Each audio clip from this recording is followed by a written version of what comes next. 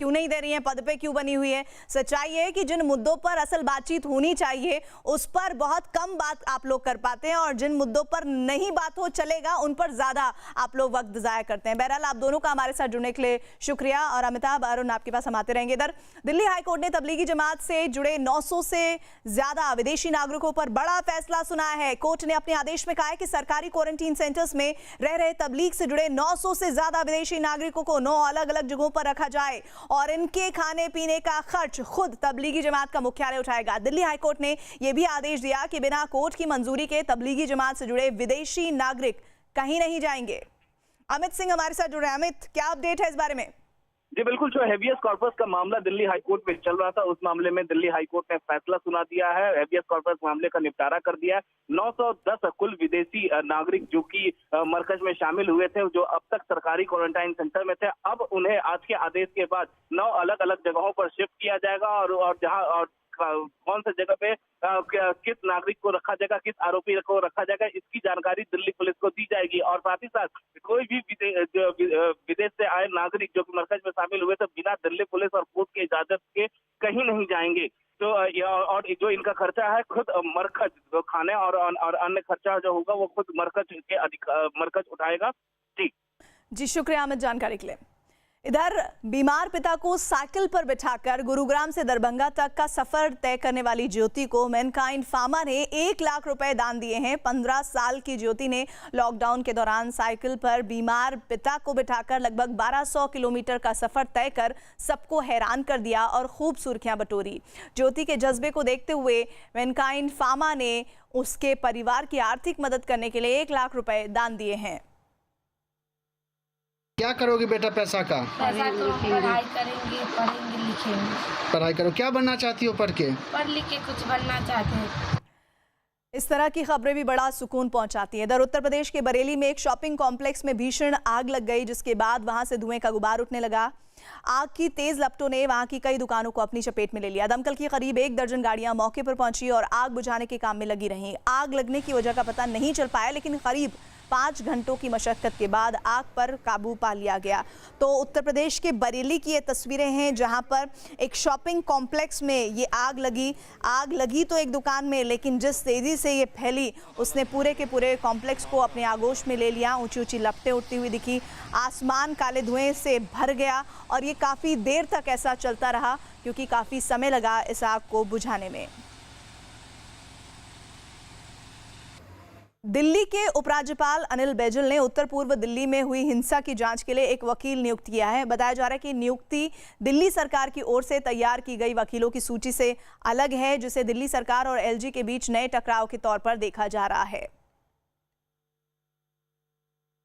तो एक बार फिर से आपको बता दें, दिल्ली की हिंसा वाला मामला जो लगातार दिल्ली में कहा जा रहा था कि इसने दिल्ली के माहौल को बहुत ज़्यादा ख़राब किया था, उस पर उपराज्यपाल अनिल बैजल ने उत्तर पूर्व दिल्ली में हिंसा की जांच के लिए एक वकील नियुक्त किया है।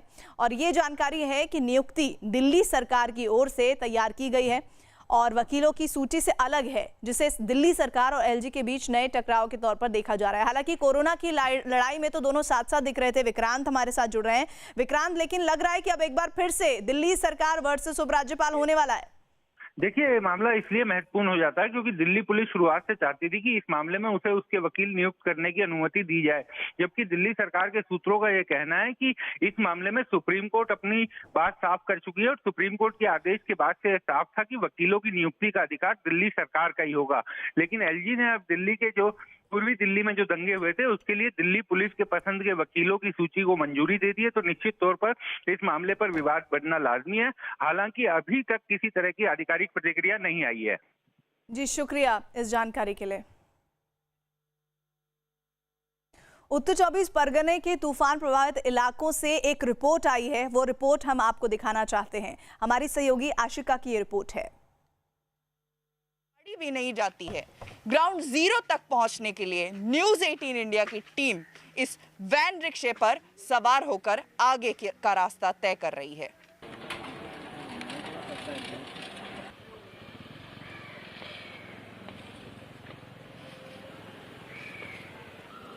तूफान भले ही गुजर गया हो, लेकिन अपने साथ न जाने कितने घरौंदों की छतों को उड़ा ले गया है। उत्तर 24 परगना में इस समय मैं हूँ। इस घर की छत अब नहीं रही, अम्फन की भेंट चढ़ चुकी है। घर के जो सदस्य हैं, घर की मुखिया, ये यहाँ पर घर की मुखिया जो महिला हैं, ये यहाँ पर छुपाए हुए जो रुपए रखे थे इन्होंने उसको ढूंढ रही हैं और जो सामान यहाँ पर बिखरा पड़ा है उसे एक एक कर बटोर रही हैं। इनका ये कहना है कि 1 सेकंड की भी ये और देरी करती तो ये घर, जो आप देख सकते हैं कि पेड़ यहाँ पर गिरा हुआ है घर के ऊपर, ये घर के नीचे जो है दब करके दोनों पति और पत्नी मर जाते हैं। गुरुवार को ये घटना हुई है और आज 1 हफ्ते लगभग पूरे होने को आए हैं। क्या कोई मदद मिली है? कोई आया है यहाँ पर? না, কেউ আসেনি, এখনো পর্যন্ত কেউ আসেনি। तो यहाँ पर कहीं जो है लोगों का ये कहना है कि हम रोते रोते थक गए हैं और कहीं अब भी प्रशासन से मदद की आस बाकी है। देश के ज्यादातर राज्य कोरोना वायरस से जूझ रहे हैं, जिनमें कुछ राज्य ऐसे हैं जहां कोरोना की चपेट में आने वाले मरीजों की तादाद लगातार बढ़ रही है और वहां कोरोना के मरीज भी बहुत ज्यादा हैं। भारत में कुल मामले 1,58,333 हैं, जिसमें पहले नंबर पर महाराष्ट्र है जहां पर 56,948 केसेस हैं। दूसरे नंबर पर तमिलनाडु है जहां केसेस 18,545 हैं। दिल्ली तीसरे नंबर पर है जहां 15,257 केसेस हैं। चौथे नंबर पर गुजरात का नाम आ रहा है जहां पर 15,195 केसेस हैं। राजस्थान 5वें नंबर पर है जहां 7,703 केसेस सामने आए हैं। कोरोना के कहर से पूरी दुनिया बेहाल है। 185 देश इस वक्त कोरोना की चपेट में हैं, जहां पर दुनिया में कुल मामले जो हैं वो हैं 56,93,066। अमेरिका इसमें 16,99,000 से ज़्यादा केसेस के साथ नंबर 1 पर है। दूसरा नंबर है ब्राज़ील का जहां 4,11,000 से ज़्यादा केसेस हैं। रूस तीसरे नंबर पर है जहां केसेस 3,70,680 बने हुए हैं। ब्रिटेन का चौथा नंबर है जहां 2,68,619 केसेस हैं। स्पेन का नंबर है 5वां जहां 2,36,259 केसेस हैं।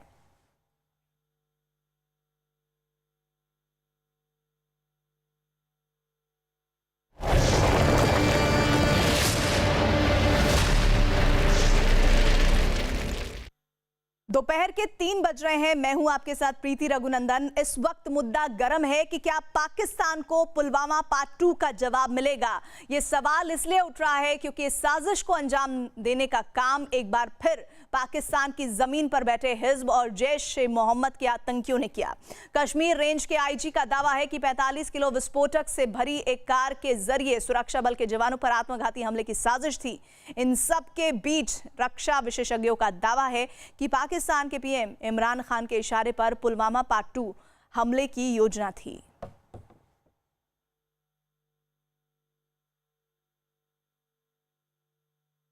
देखिए, सबसे पहले मैं आपको बता दूं कि मैं उसी स्पॉट पे हूं जहां पे ये कार रखी गई थी और उसमें आईडी फिटेड थी और उसको आज डिस्पोज ऑफ किया गया। मैं आपको वो स्पॉट के पिक्चर्स दिखाना चाहूंगा। ये वो पूरा स्पॉट है जहां पे इस कार को रखा गया था और यहाँ पे ही ये इसको अब डिस्पोज ऑफ किया गया। ये वो गाड़ी के कुछ हिस्से हैं, ये आप देख सकते हैं, और यहाँ अभी वो पड़े हुए हैं।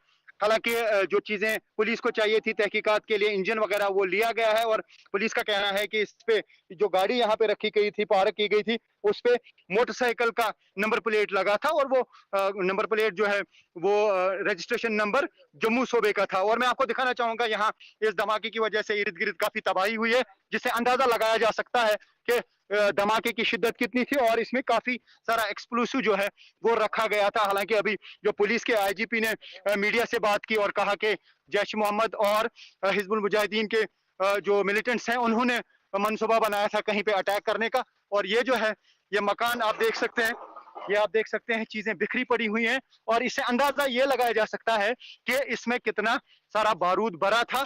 और अगर ये कहीं पर भी फट जाता, अगर किसी आर्मी कैंप के नजदीक या आर्मी कैंप के अंदर या किसी कॉन्वॉय को लगता, तो वहां पे काफी नुकसान हो सकता था। पुलिस का ये कहना है, जिस तरीके से आईजी ने कहा कि जो लेथपोरा पुलवामा में अटैक हुआ था जिसमें सीआरपीएफ के 40 लोग जो है उसकी जद में आए थे, तो ये भी उसी तरीके का अटैक हो सकता था। तो ऐसे में अभी आप देख सकते हैं, अभी भी इस एरिया में आर्मी की प्रेजेंस जो है वो आप देख सकते हैं यहाँ। और आर्मी, सीआरपीएफ और पुलिस ने जो है इनपुट्स हासिल किए थे और जो आला ऑफिसर्स हैं आर्मी के, वो भी आप यहाँ पे देख सकते हैं। अभी यहाँ पे वो स्पॉट पे आ रहे हैं, शायद वो भी अब इस मामले की जो है तहकीकात करेंगे अपने तरीके से। और ये आप देख सकते हैं, लगता है कि एक ब्रिगेडियर लेवल का ऑफिसर अभी यहाँ पे पहुंच रहे हैं। तो इससे आपको अंदाजा लगेगा कि यहाँ पे इस एरिया को अब किस नजर से देखा जा रहा है, क्योंकि जिस तरीके से मैंने कहा कि धमाके की शिद्दत बहुत ज्यादा थी और इस एरिया के जो इर्द गिर्द चीजें थी उसके पुरखचे उड़ गए। ये आप मकान देख सकते हैं, मकान की हालत से आप इस बात का अंदाजा लगा सकते हैं कि इसमें कितना सारा सामान जो है रखा गया था एक्सप्लोसिव।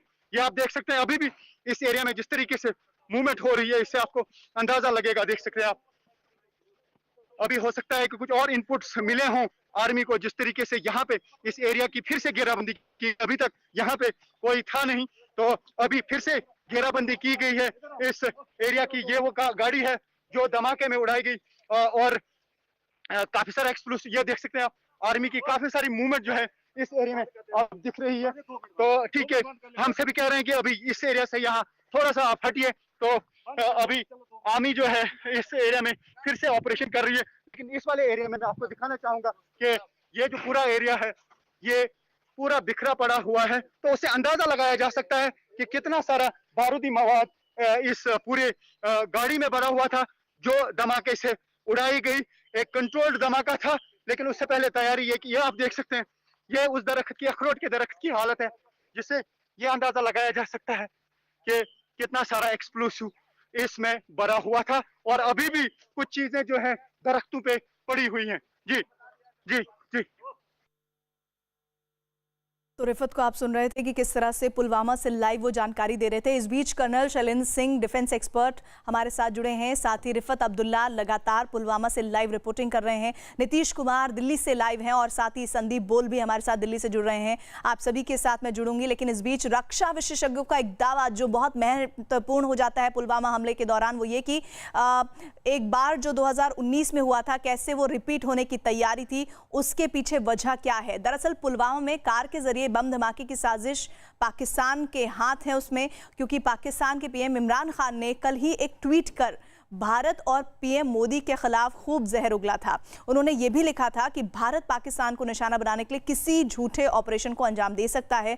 इमरान ने लिखा है कि मोदी सरकार की विस्तार नीति भारत के पड़ोसियों के लिए खतरा बनती जा रही है।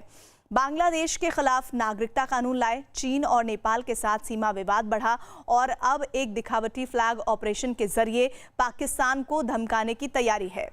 रक्षा विशेषज्ञ अनिल गुप्ता पुलवामा पार्ट 2 की इस साजिश के लिए पाकिस्तान के प्रधानमंत्री इमरान खान को किस तरह जिम्मेदार ठहरा रहे हैं, सुनिए। इसका पीछे हाथ पाकिस्तान का है और ये मैं पूरे विश्वास के साथ कह सकता हूं, क्योंकि अगर आप इवेंट्स को देखेंगे और एक जोड़ेंगे तो एक हफ्ता पहले पाकिस्तान के प्रधानमंत्री इमरान खान ने कहा था कि भारत एक फ्लैग ऑपरेशन करेगा। फ्लैग ऑपरेशन का मतलब होता है कि अपने इलाके में ऐसा ऑपरेशन करवाना, और उस फ्लैग ऑपरेशन इसलिए किया जाएगा ताकि उसकी जिम्मेवारी पाकिस्तान को देकर भारत पाकिस्तान के ऊपर हमला कर सके। तो आप देखेंगे कि ये उसी साजिश का एक हिस्सा है। हमारे साथ लगातार हमारे रिपोर्टर्स जुड़े हुए हैं। संदीप, पहले मैं आपका रुख करना चाहूंगी। इंटेलिजेंस इनपुट के आधार पर इस साजिश को नाकाम किया गया, लेकिन उससे पहले इमरान खान के ट्वीट क्या इशारा करते हैं कि किस तरह उनकी तरफ से पूरी प्लानिंग की गई और अब वो उसका ठीकरा किस तरह से पहले ही प्री प्लान होकर भारत के सर फोड़ने की कवायद करने वाले थे। देखिए, इमरान खान की अगर हम लोग बात करें, वो हमेशा से ही इतना ज़्यादा दूरदर्शिता उन पर कैसे आ जाती है ये समझना बहुत मुश्किल है, क्योंकि इससे पहले भी लगातार इस तरीके की बातें वो करते आए हैं। अगर वो फोरसाइट उनकी बेहतर है तो वो अपने इलाके में अपने साफ नहीं है। नीतीश, यही सवाल मेरा आपसे भी है।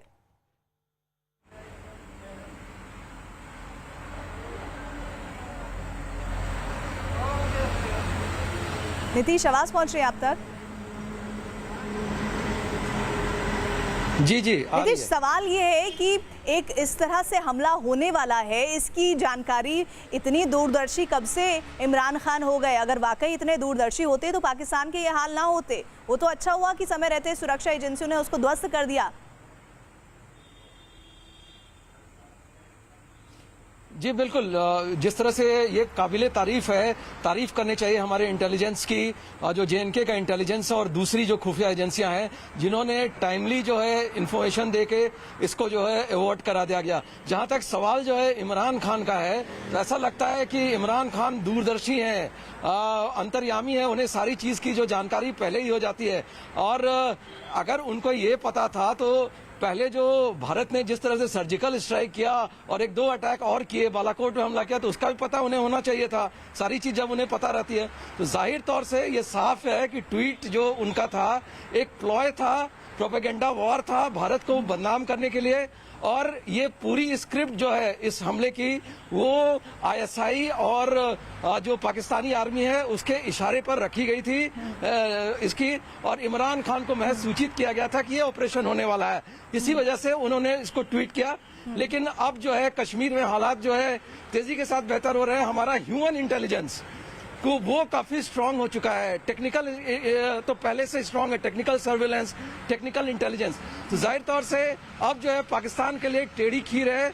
बहुत मुश्किल है कि किसी पुलवामा की तरह, जो पुलवामा 1 था 14 फरवरी 2019 को अंजाम दिया गया था, अब उस तरह के घटना को अंजाम देना बहुत डिफिकल्ट है।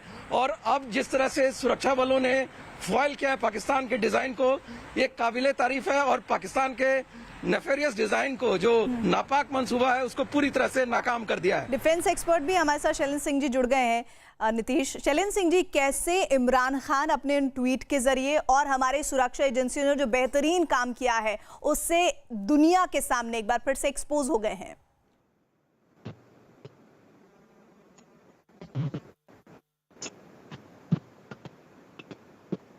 शैलेंद्र जी, आवाज पहुंच रही है आप तक? चलिए, लग रहा है उन तक भी आवाज नहीं पहुंच पा रही है। रिफत, आप तक अगर आवाज पहुंच रही हो, आपकी वो हमने रिपोर्टिंग देखी उस वक्त पुलवामा में क्या कुछ हो रहा था, जरा बताइए। वो जो एक्शन में सेना दिख रही थी उसके पीछे की वजह पता चल पाई है आपको?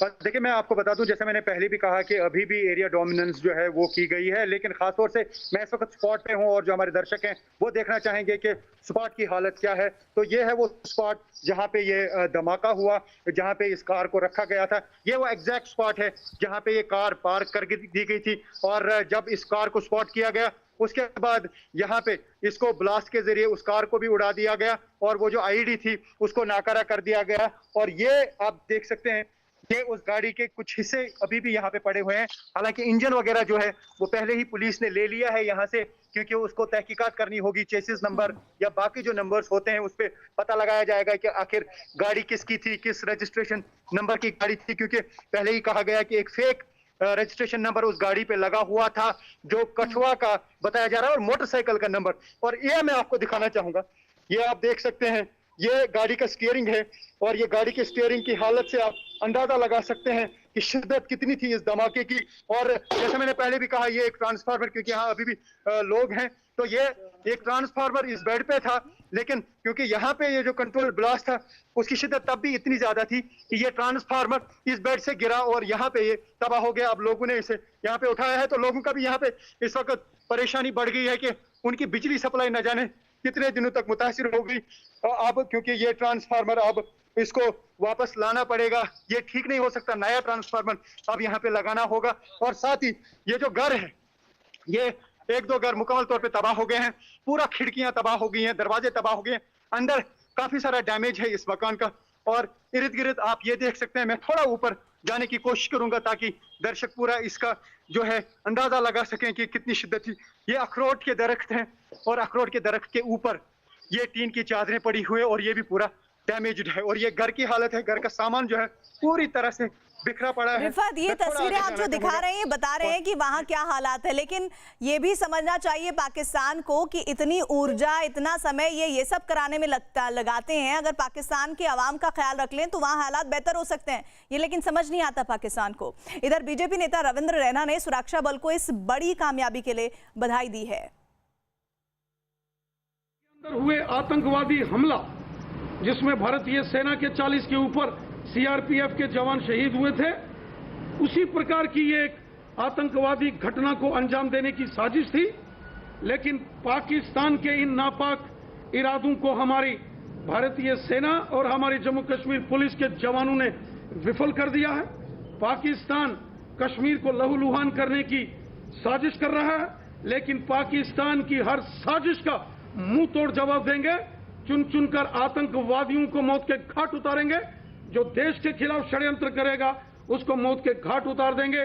सेना और जम्मू कश्मीर पुलिस के जवानों ने बड़ी आतंकवादी घटना को कश्मीर घाटी में विफल कर दिया है।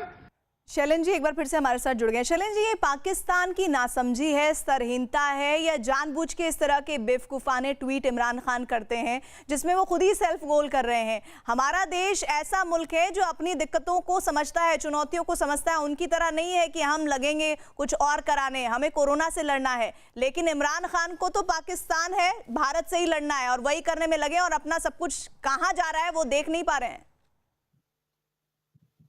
देखिए, एक प्राइम मिनिस्टर अपने कंट्री की मेंटालिटी दर्शाता है। जब आपके पास बुद्धिमत्ता की कंगाली आ जाए, जब जेबें खाली हो जाएं, जब भीख में लोग देना आप भीख बंद कर दें, तो मुझे एक्चुअली दया आती है इमरान खान और पाकिस्तान दोनों पर कि उन्हें जिन चीजों को ठीक करना चाहिए वो छोड़कर अपने आप अपने लिए नई प्रॉब्लम्स कर रहे हैं। अगर टिड्डियों का प्रॉब्लम उनके यहाँ था और अगर वो शायद हमसे भीख मांग लेते कि इसे ठीक अभी से कर लिया जाए उन्हीं के देश में, इससे पहले कि वो भारत में एंटर हो, तो दोनों देशों का भला होता। लेकिन उनका दिमाग इस तरफ नहीं चलेगा। उनका दिमाग चलेगा किस तरफ कि हमें तो लड़ाई करनी है। क्यों? क्योंकि वो देश अपने बुद्धिमत्ता में इतना नीचे गिर गया है कि वो इतना खोखला हो गया है कि उसे कोई अच्छी बात ना तो समझ आती है और ना ही उसके पास अपनी खुद की बुद्धिमत्ता है कि वो कोई अच्छी बात कर पाए। और पाकिस्तान प्राइम मिनिस्टर उसका आइडियल एग्जाम्पल है कि किस तरीके से देश उनका खोखला हो गया है। जी, और इतना ही नहीं, और ऐसी स्थिति में भी वो दूसरे मुल्कों से बैक ले रहे हैं, मतलब पुश मांग रहे हैं। जो जानकारी मिल रही है, एक्सपर्ट्स बता रहे हैं कि अफगानिस्तान का भी इन्वॉल्वमेंट हो सकता है, चाइना का भी इन्वॉल्वमेंट हो सकता है, और वो हमें बता रहे हैं कि हम डाइवर्ट करना चाह रहे हैं। लेकिन दरअसल पाकिस्तान खुद डाइवर्ट हो चुका है, अब ट्रैक पर आने की भी स्थिति में नहीं।